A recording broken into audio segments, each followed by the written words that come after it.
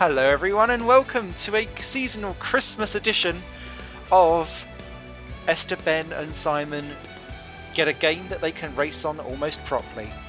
We're on F1 Race Stars here this evening, and joining me as ever is Esther Ben. How you doing, mate? Brilliantly. Ho ho ho tacos. Is that what you bought me for Christmas? I need to do research before we record these things. I need more Mexican phrases that I can dish out at the start of every episode. I'll work on that. I'll come back to you. I'll pass you over a chimichanga. That could be your special move. You chimichunga'd down the inside. All good stuff. Well, I am known to chimichunga down the inside, it is true. I'll get you a wet wipe. Yes, so we're doing a extra special thing on F1 Race Stars, a little bit Christmas themed with the Christmas theme pack, hopefully, once we've sorted that out. I've only played this on a PS3 because I've got it for the PS3, so it's my first time on a PC one, and you're a complete F1 Race Stars virgin. Yeah, I've never played this before. I got it free with my copy of F1 2013, like a complimentary napkin or some seasonally themed packaging. And yeah, but you're already more experienced, so this is going to be another one where you drive number one. No, this is one of those karting games where it is so heavily geared towards you just batter whoever's out front. You don't ever get away, really. So it won't matter. It really won't matter. Well, So, shall we dive in? yes. Are you going to choose us some tracks and stuff? Oh, I've picked a track. Awesome. So you get all of the different things, and when you click on them, you'll get slightly stereotypical racial remarks. So if I go for Kamui Kobayashi, Oh, there is no Esteban. I'll have to be Sergio. I'm going to go Christmas. for... Oh, we've got snow. Never mind, that's seasonally themed, Simon. You're all right. I was panicking. I was about to show the fact of why they put on a nice little pink team with girls in. Oh, is that Susie Wolf, right? No, they've just got some weird chicks in. Oh, they should have Susie Wolf. That's not fair. Honorary F1. I do love the music on this game, and I love the beginning bit. You've not seen any of this. I have not seen any of this. How is this Britain? Why am I doing the finger guns? You'll see that there's bits of the Silverstone track in this. It's really clever how they've done it, actually. It's not given enough gift of a gab for this game. You can Out of my way, slipstream, by the way. Yes, Vettel down to last. I'll have to say, this handles better than the catering we used. Okay, so these are the things where if you press accelerate 3 times on it, it gives you the curves boost. And there is I've got it.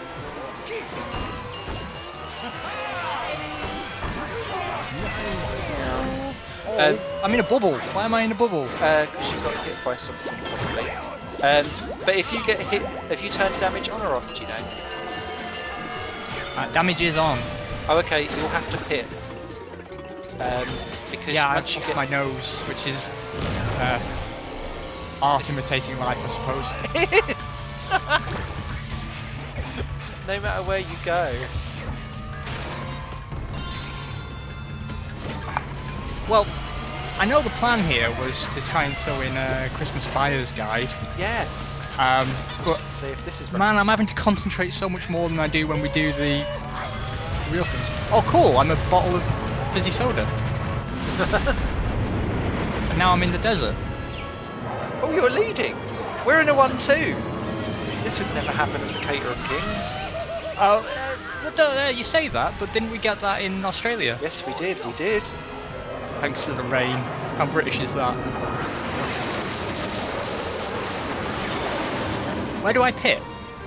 There's about 3 or 4 pits around the track. You'll see it coming up with like a little spanner. You just fired balloons at me, I saw you. Soz. Oh, I've gone into the pits and I don't even need to repair. That was a bit silly. I do. Because my wheels are buckled and coming off.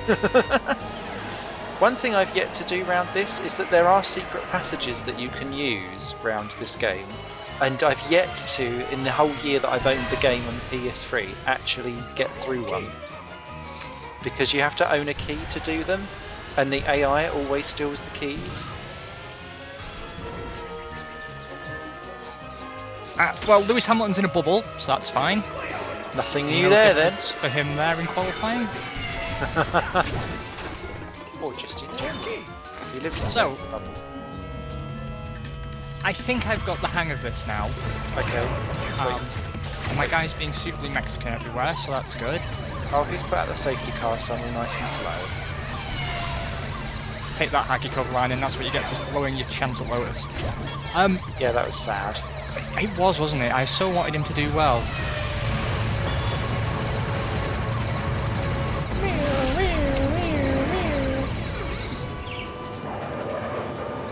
If you're watching this, Charlie Whiting, can you please have the safety car actually make that noise in future? That would make it so much better. So yeah, we'll finish this one off, and then, oh, that isn't working. Where's the aeroplane? An aeroplane normally comes and plays that game. I do like the Harriers, that's a nice touch. Yeah, I will say that the theming on this game is amazing, even if the actual driving of it and the responsiveness of the controls isn't. Everything else is great. Are you out in front? So I was...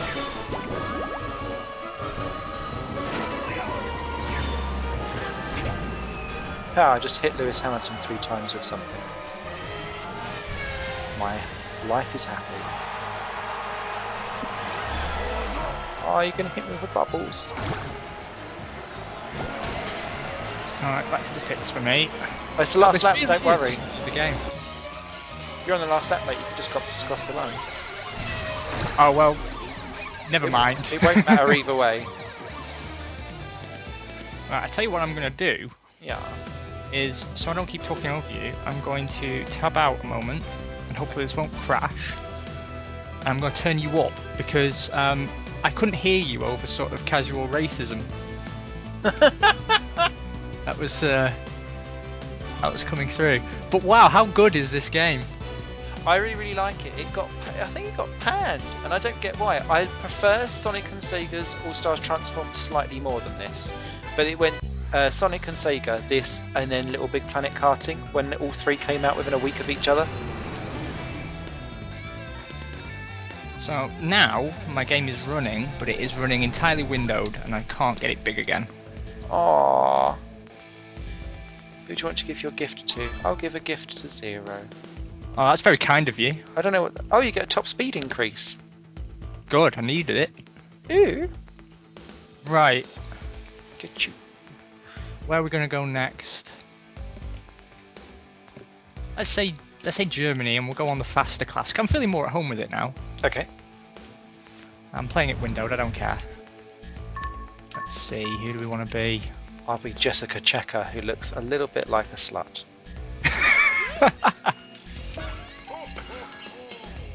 Oh, ho ho ho for Christmas. Whoever it is that does the voice of Jensen Button, he does a reasonably good impression. What does it do? It's just that he's got the sound of him right. I wonder if it actually was him. You know, he strikes me as the kind of guy who'd be game for recording his own voice. That is true.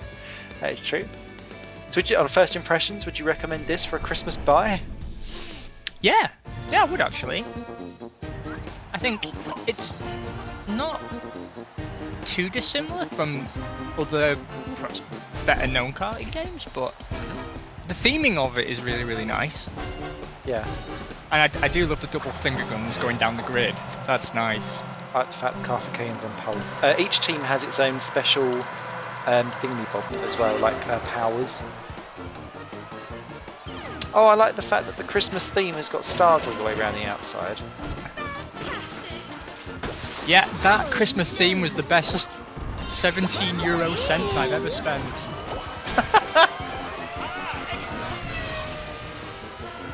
But you've been spending quite a few more pounds on other things, I hear, which I'm desperate to find out about. Yeah, let's Let's try and do a buyer's guide while I drive into this fence.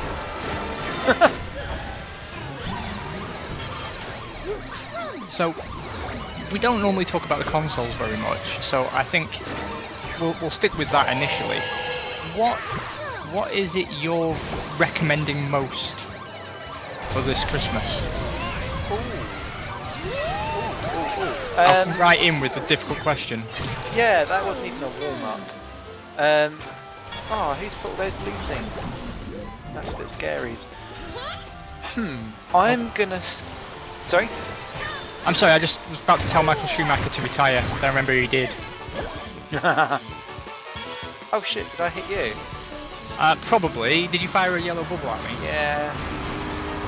Well, okay. I mean, you're right. It was a bit of an unfair question. How about we do a bit more of a in that regard? See, looking at stuff that's come out recently, I'd say at the moment, I would urge everyone to go and take a look at Pixel Piracy. Have you had a look at this? No, I don't think so. So it's kind of a roguelike 2D pirate game where you have to manage your crew and stop them mutinying, and you build your own ship and everything. And previously, the only way to get it was to download it on a torrent. That was just how he was distributing it. But now it's on the store for $7.99 over here on the continent. I'm not sure what you pay back in Blighty. Yeah. But I think you would agree with me, there are not enough pirate games in the world. No, there aren't. There's very few. And also, I think there's very few games out there that have ever done the sort of the crew dynamic very well either. That's true. What, is in like managing and looking after, or hiring and firing bits? Or... Yeah, but both. Oh, okay. Because, I mean, maybe I'm just ignorant, but as far as I'm concerned, that's the most intriguing aspect, really, of those kinds of games. You've got the ability to sort of build your own crew, become somewhat attached to them in the way that you would someone from XCOM until they get blown up by an alien. And then the dynamic that they can turn on you. Like, I hate games where people on your side sort of unquestioningly follow your orders. I like the morale system and the idea that, you know, you have to make decisions on a sort of risk-reward basis. Like, you know, perhaps a battle doesn't look like it's going to go your way, but can you afford not to take the opportunity? You know, if you don't come out of it with some reward, then how are you going to pay your crew? I mean, I think games should force you to make difficult decisions. Mm-hmm. I do not believe that games are meant to be easy. No, that is a good point, actually. And frankly, I think for $7.99, you can't go that wrong. I mean, it is an alpha. You are going to count votes or not. Is this you up in front of me? Yeah, I fired that ages ago, and then it came back to like haunt. I got round you on the inside of that. Knows. Oh, she even said, "Oh no."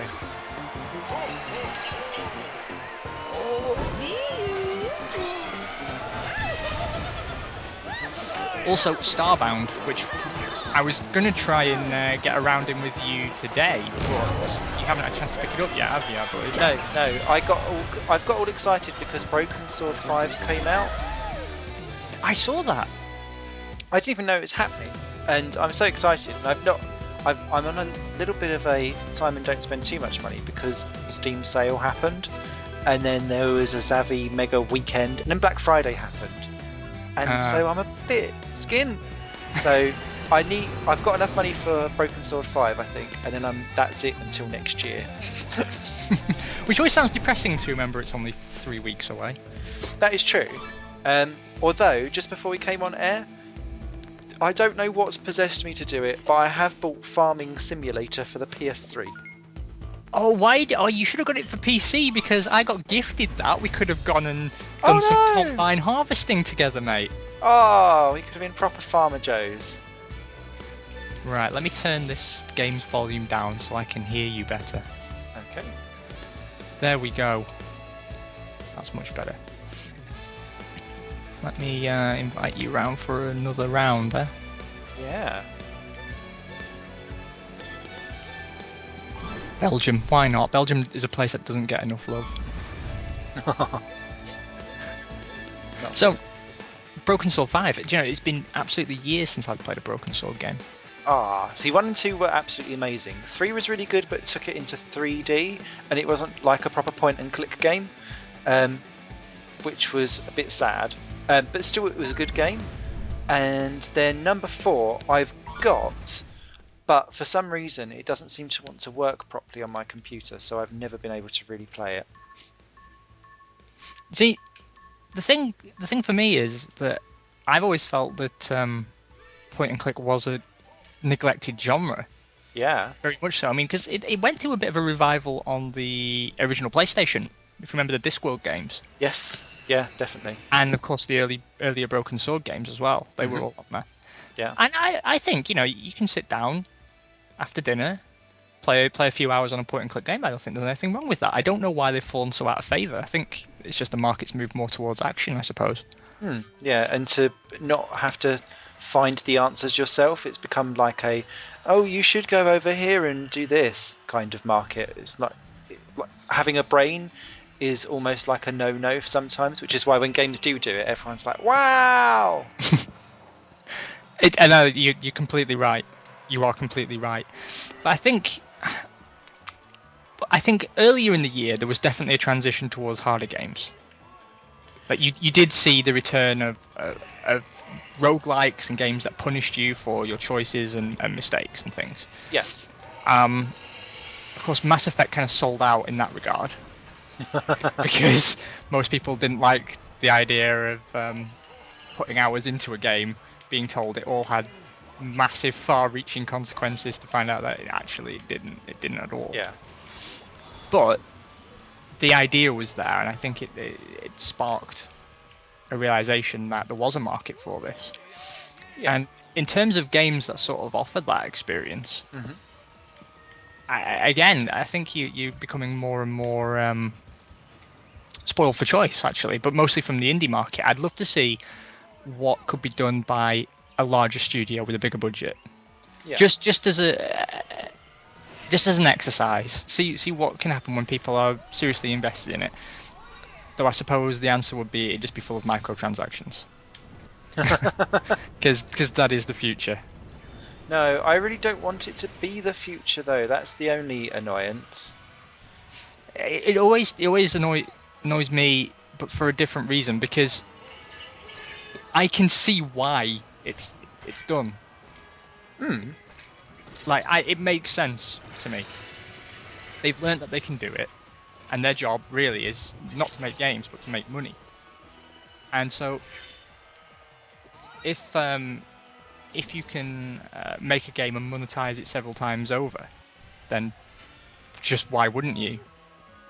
You know, that makes sense. I can sympathize with the logic, even if it's anti-consumer. No, that is true. I can see exactly where they're coming from. I just really... I like owning a game. I like to know that I've got the game and that's it all done. One of my favourite games of last year was Asura's Wrath, and I completely agree with everyone going, oh my god, but why have they made the proper ending DLC for an extra $5? But you see that this is the next point I was going to bring up, actually, right? Because there is... Ooh. I don't like to use the word covenant because it sounds really arsey, but there is an implied covenant, right? That they're going to monetize stuff to a greater degree because that's the way things are moving now. You know, you can download additional content for your game rather than having to go out to the shop and buying a sequel. It's extending the lifespan of a game. It's fair enough, but they have, from their side, a responsibility not to take the piss. And I don't think they've proven as yet that they can be trusted with that. No. Because I don't mind paying for an additional story or something. It doesn't necessarily just have to be cosmetic. It can be something that has a benefit, but the benefit has to be measured in a responsible way. It can't be something that completely throws out the balance of the game. Yeah. Or it can't be something that you see as non-optional, if I'm making sense. Yeah. Because there's some games that do DLC very, very well and things like that. I'm thinking of a game called Odyssey. Journey to the West. You got your main game and that was fine, and then the DLC was actually some of the characters you met along the way. They made an extra story of a guy called Pigsy, and it brought a completely different dynamic because it was a kind of a brawler type game, the combat, and then they turned it into a proper sniper shooter type game combat for that DLC, and that works really, really well. But yeah, I know, I completely agree with what you're saying. Another game that's actually done it fairly well is Star Trek Online, which I must bring up every bloody episode, but it just astounds me, that game. I tried it on a whim. I thought it was a bit of a piss take, to be honest. I thought I was going to be able to come back and just tear it to pieces.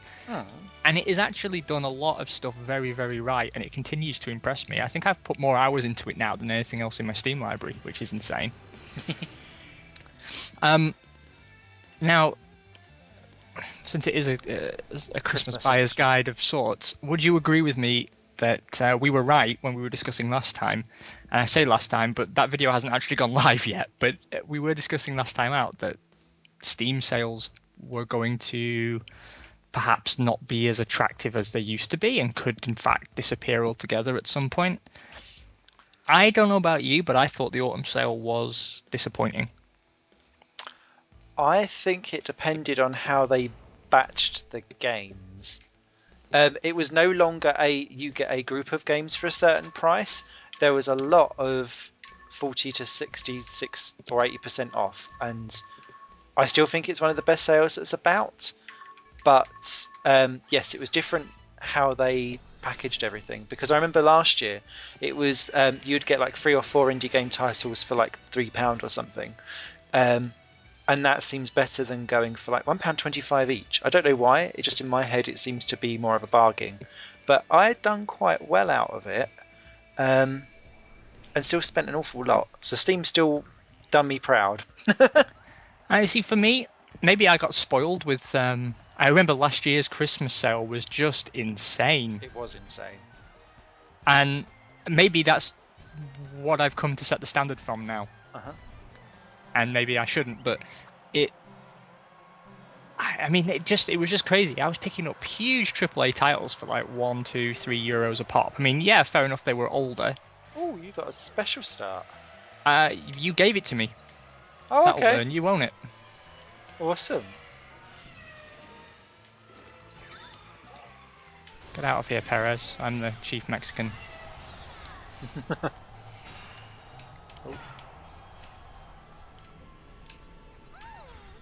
Yes, crashed Vettel. You're living the dream at last. I know. It's all the little things in life. Well, I don't think we can go much further into this without taking the time to recommend F1 2013. I think that would make an excellent Christmas gift. Especially as, if anyone missed it, it was down to £15 on the PS3 sale for Christmas a couple of days ago. I know it's back off it again now, but Xavi are still selling it as part of their mega weekends that they do. So yes, definitely recommend that for people's. Not been getting massive amount of love, and actually when you look at the sales and stuff, it's not really set alight things either, and it surprised me. Well, I think what it is that some people have been disappointed with the previous games. I mean, I have two friends who are massive Formula 1 fans, and I've been trying to talk them into giving these games a try, but they wouldn't do it. But then obviously I got a free copy of 2012 with the pre-order of 2013. And he's played it, but not as much as one would have hoped. Yeah. But certainly more than he implied he was going to, if you know what I mean. I know I talk in a very convoluted way. Apologies if that's annoying anybody. But the point is that he implied he had no interest in playing it at all because it was too arcadey. He didn't like the idea it catered to the arcadey crowd. And he was quite happy with R Factor, thank you very much. Sure. And I was like, well, I get that because, I've enjoyed R Factor in my time, but I think it's something that's still demanding, but not as demanding. And I think there is a space for that, for any race game player. Now, he's tried 2012, and he's played quite a fair bit of it, like I say, but he's still not sold on the franchise as a whole. Mm-hmm. And the problem I have is trying to explain to him how big an improvement 13 is over 12. Because as far as I'm concerned, it is. It's just better in every sense of the word, and I've not felt that between the years before. For me, the biggest jump was between 2011 and 2012. And then 2013 has been like a let's take everything and I've given it the sheen kind of thing. But it is noticeable everywhere you look. I mean, I'm still seeing on the Steam forums a lot of people complaining about the tyre modelling. But I love it. That's the best part of the game for me. It is. I like the idea that the tyres are now playing a part in your race equivalent to what they do in real F1. I think that should always have been the case. God, I don't know my way around this track properly. I just assume the pits is now part of the circuit because I'm going through it every time.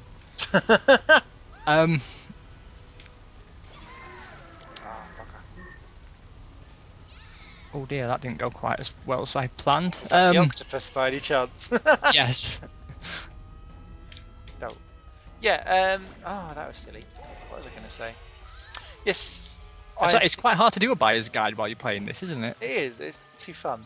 Maybe we'll have a better time during the hardcore one. Yeah, it's actually more relaxing to play that. Because for all its faults, you can't disagree that it doesn't have exploding yellow bubbles on the track. No. But how about we do one more round and we'll try and actually get some legitimate buyer's advice into it. Okay. I reckon we should show some of the other modes that you've got in here, because there's things like where you have to drive underneath certain coloured rainbows and stuff. Let us do that. Yes. Do you want to set that up and invite me to it? Because no idea what I'm doing with this thing. Okay, so long as I can remember how to invite.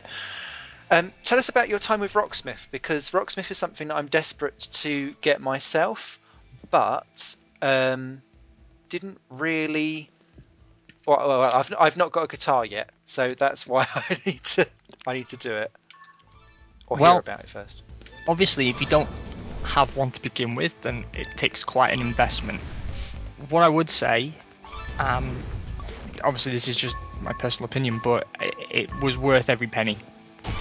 It's incredibly well done. Like, I was skeptical on the basis that it looks near identical to something like Rock Band, where you're using a plastic instrument, and I just thought with a real instrument conveying all the information that you need might be somewhat tricky. But it flows very, very seamlessly. That you just instinctively know what it's asking you to do, which I think you can't really put a price on as an aid for improving your own playing.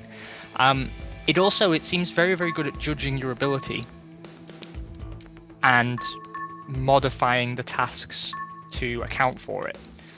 So when you first load up, it goes through the process of tuning your guitar with you, and it asks you some questions about how you play, how your guitar is set up. Is it a 3x3 tuner, or is it 6 inline? Do you play right or left-handed? How experienced are you from previously? Do you want to play lead or rhythm or bass if you have a bass? Mm-hmm.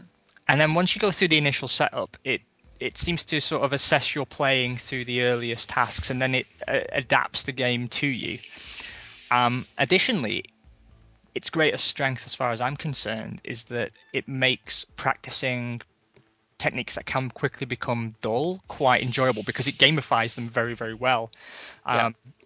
There's a number of sort of mini games that you control by performing certain exercises. My favorite is Slide Ninjas, where basically you perform a slide to beat up some ninjas. I mean, what is not to like? No, I like the sound of that, actually.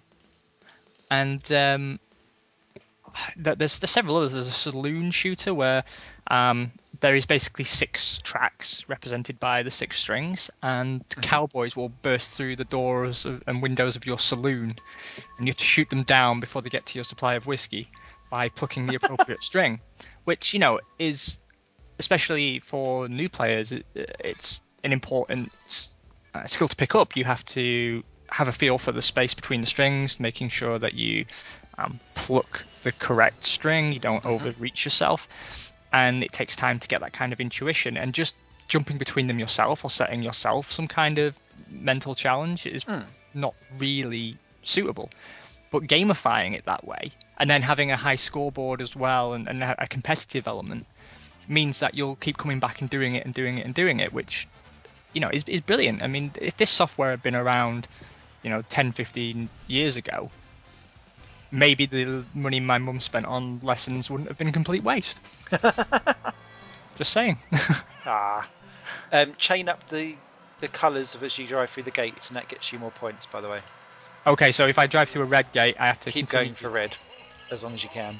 Got you. Oh, cool! My horn goes ho ho ho. How Christmassy! Oh god, I don't know what colour I went through there. Yellow, I guess. I'm doing a terrible job of that. For me, Biery-wise, aside from going nuts on a Steam sale, I have really enjoyed, even though it is completely for children, the Wonderbook games that have come out. There's been one called Book of Potions, which is all a bit Harry Potter-ish, but good fun, and it turns your motion controller into a wand, and then the Wonderbook that you flip the pages and spin around and stuff then has all different potions for you to play with, and you start mixing your own and turning toads into different objects and stuff. All good fun. But even better is, you know, the BBC do Walking with Dinosaurs? They've made a game of it called Walking with Dinosaurs Wonderbook, like 3D thing, and what you do is it constantly just teaches you all about dinosaurs, and then you get to x-ray them and dig them up and then put their skeletons together and all kinds of things like that. So it's like Archaeologist Simulator 2014. Blatantly aimed at children, but I do not care because it's dinosaurs and it's awesome. And everyone loves dinosaurs. They are fun, much like pirates. Yeah, you can't go wrong with when you've got dinosaurs and you've got to play the mating game. Which is essentially like you wave your stick in exactly the same fashion that the dinosaur does. And then you do a little dance. Yeah, or you. Yeah. It doesn't. It fails every time. And that wasn't a slip of the tongue. Well, I have to say, also, I guess we should tailor the advice to different kinds of players, right? Because the gaming market is diversifying. Yes. Now, what I've had a lot of fun with that I think would be something that you could only buy for somebody who had already expressed this kind of taste would be the new, well, I say new, it's a few months old now, the Telltale game Wolf Among Us. Have you seen anything of this? I've got the first episode. Because that is just incredibly well executed, wouldn't you agree? Yes, and isn't The Walking Dead Season 2 coming out for it soon?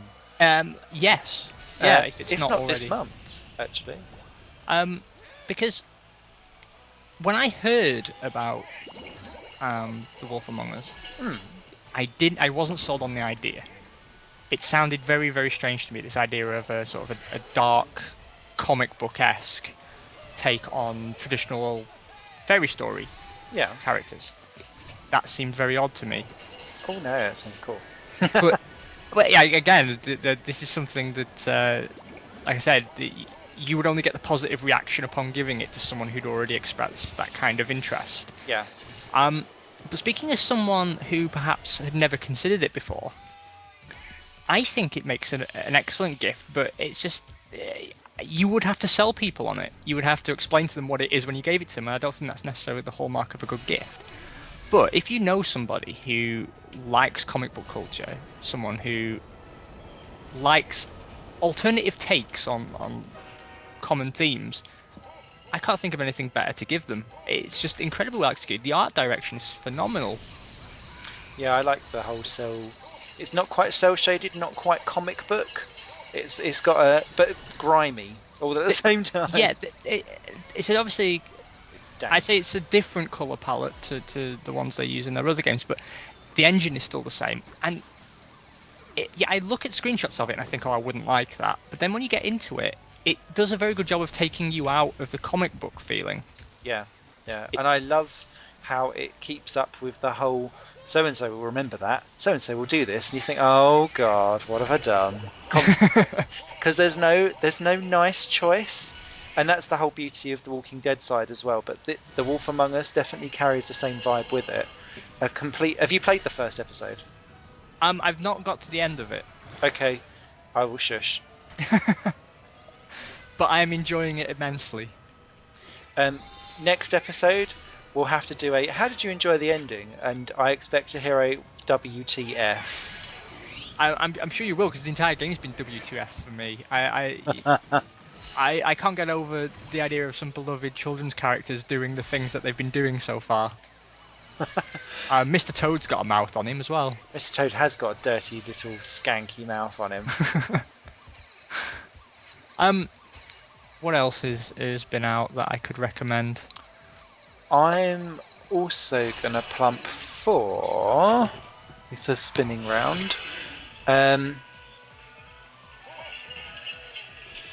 If people don't have or don't like buying stuff off of the internet specifically and want to always have their stuff on disc-based format for the PlayStation, for my sister's kids for Christmas, I've got them they're starting to do volumes of PSN games on disc, so I've just got them volume 1, and it's got the Amazing Sound Shapes, which is a 2D platformer where you control turning on elements of the screen which react to music, and then you can build your own levels to kind of make beats and music that you can then platform across, which is cool. Fat Princess, which is an amazing 16-player versus 16-player brawler, but it does have a single-player mode if you don't have the internet. And the amazing Tokyo Jungle. Oh, you love this game, don't you? Do you know, I don't love it because it's not. It's really badly executed for what is an amazing idea. It could have been so much better, but what can be wrong about getting it on with your Pomeranian dog friend so that you can control the species of the planet and then go and eat a kangaroo? Well, why not? They are delicious. I've had kangaroo, actually. They are quite nice. So really, it's not quite as wacky and Japanese as you might think at first? No, not at all. And there's another game. It's 4 games that are on there. So what's the other one? Vikings versus Villagers or something. I know When Vikings Attacks, which is just like a cutesy brawlery type thing, which is good. But yeah, Sound Shapes and Tokyo Jungle are the 2 main ones on there. But it's cheap. So. Speaking of gifts, because you're talking about your sister's kids there, I think the best gift I managed to give last year was to a friend of mine a copy of Toll Jam and Earl, which you know I love. Yay! That I got from Steam. And all the old Mega Drive and Master System classics, a lot of them are already on there, and I think they're quite reasonably priced. So I reckon, if you've got, I hate to say the word older gamer to buy for, but we are knocking on a bit now. The average gamer is 34. We're all right. Oh yeah, we're below par for now. Same as our driving. I would definitely recommend picking one of those up. Also worth looking at, and I'm thinking about stuff that you can pick up on the cheap. Faster Than Light. If you've not tried Faster Than Light, it's a must-play game. I think there's not many of them in a year, but Faster Than Light is an absolute must-play. It's just phenomenal. It's so simple. It's such a simple idea. This, you manage your crew and you lose people along the way, and you encounter. It's kind of, in some regards, like a choose your own adventure book, where you're presented with a scenario and then you have a series of responses to that scenario that you don't know what's going to happen, and it's different every time. One response might get you one result the first time, but the same response might kill you the second, which I absolutely love. It's almost an unwinnable game. I keep forgetting that this is last year's Cars. I was wanting to be Max Chilton. Should we be the Caterham Kings? Let's be the Caterham Kings. I'll be the Russian. The Russian with his Russian monies. He keeps talking about coming back to F1, and I just laugh and laugh and laugh. The Russian GP is next. I wonder if they'll put him in for that one race somewhere. A bit like how they was talking about Chandok was going to be in for the Indian one, but then Narain took it anyway. Yeah, that's true. Yeah, I remember that.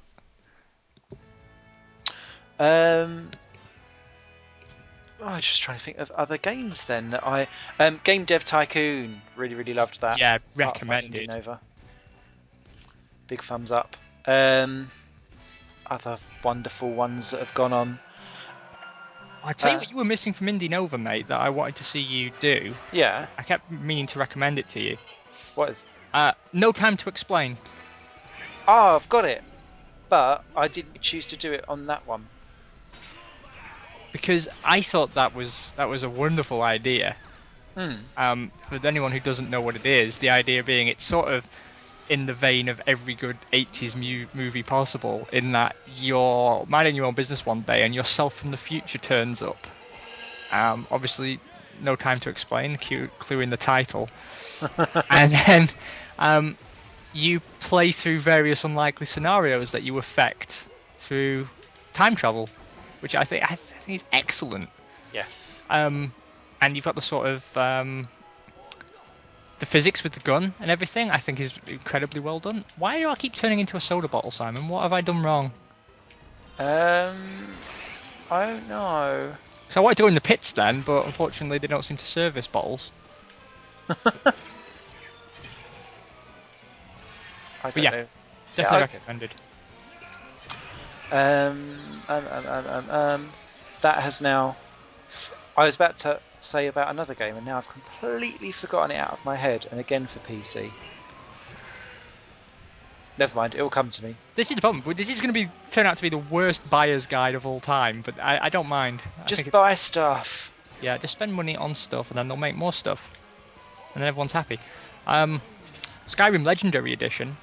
If you didn't get Skyrim the first time round, and I know you had some trouble with it on PlayStation, Simon, as yes, I've still not actually gone back to try it again since. I've had so many other games to play. You've missed out, my friend.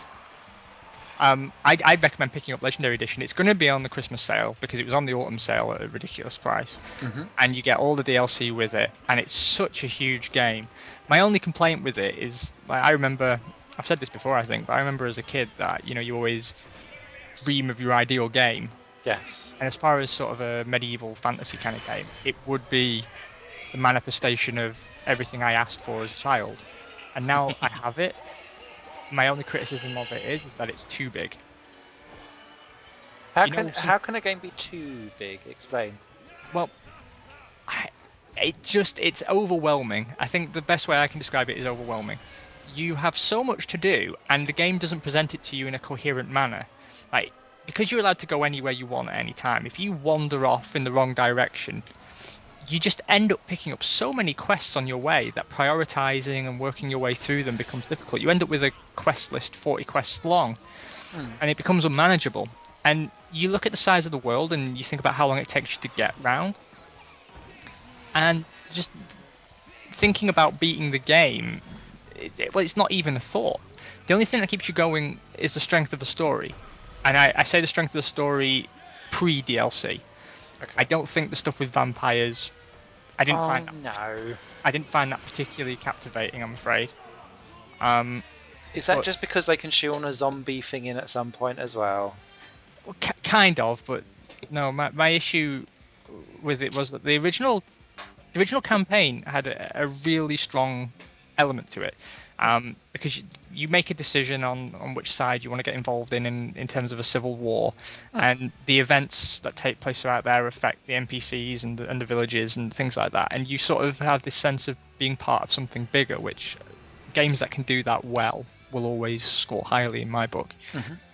But the DLC, just it just feels wacky, and that's not a game that I want wacky in. I mean, they try and present it as Oh, legitimate. no, that's not what I wanted to do.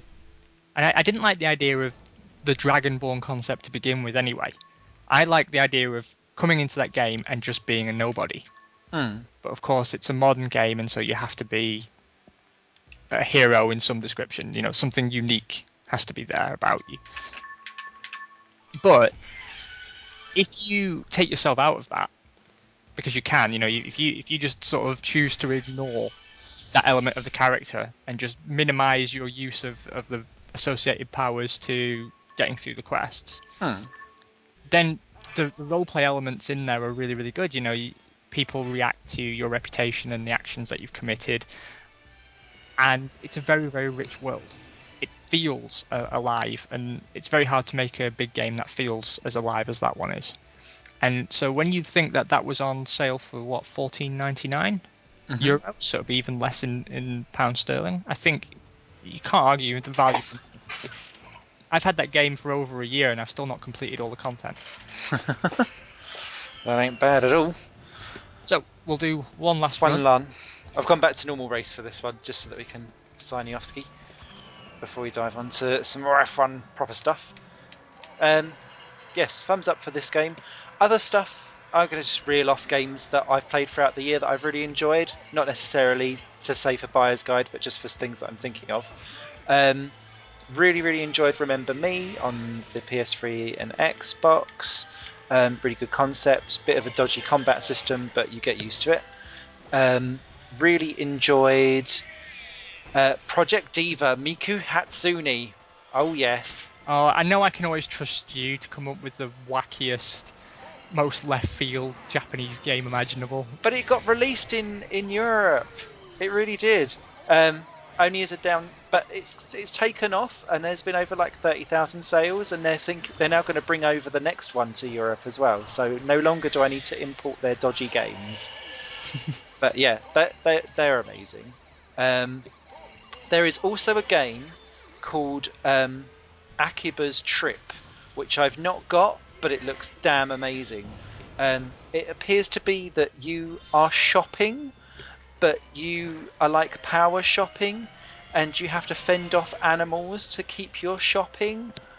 I don't know. So, like, you know, you've got, I don't know, a lion, and it can smell you've picked up a chain of pork and apple sausages. Yeah, and it just is and it wants to get in on it.